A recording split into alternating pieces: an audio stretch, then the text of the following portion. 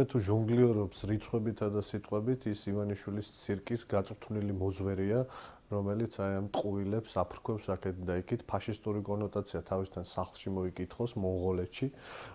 რაც შეეხება ჩვენს პოზიციონირებას ამ საკითხთან დაკავშირებით, განსხვავებით ქართული ოცნებისა, ჩვენ ეროვნულ შუხს არ ვაღვიძებთ ამ ქვეყანაში. ჩვენ ვლაპარაკობთ იმაზე, რომ საქართველოში ორ უმნიშვნელოვანეს წერტილას, თბილისის მახლობლად და გონიოს მახლობლად,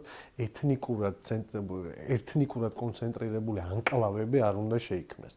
არ უნდა შეიქმნას ანკლავები, ანკლავური კომუნიტარული დასახლება არის პრობლემა საქართველოს მსგავსი ქვეყნისთვის, იმიტომ რომ საქართველოს ცუდი გამოცდილება აქვს ანკლავური განვითარების.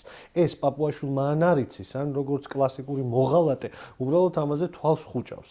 ჩვენ არასდროს არ გვილაპარაკია მიგრაციის პრობლემაზე ამ ქვეყანაში, ჩვენ ვლაპარაკობთ ანკლავების პრობლემაზე.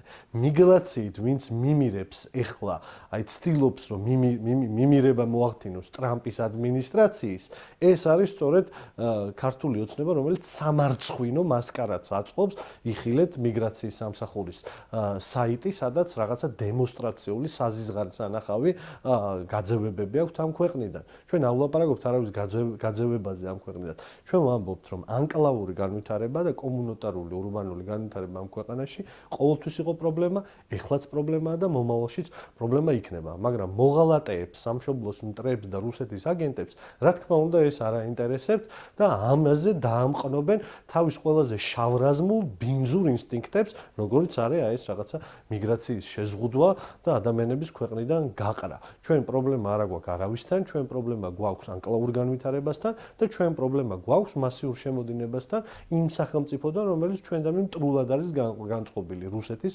ფედერაციასთან. მაგრამ ეხლა რა უნდა ელაპარაკო აზრიანად და კონსტრუქციულად ადამიანებს, რომლებიც საღამოობით ჩაისვავენ ხოლმე ისლამური რესპუბლიკის, ირანის ისლამური რესპუბლიკის მიღებებზე და აი ამ პირსისხლიან რეჟიმთან ერთად ფლირტით არიან დაკავებულები.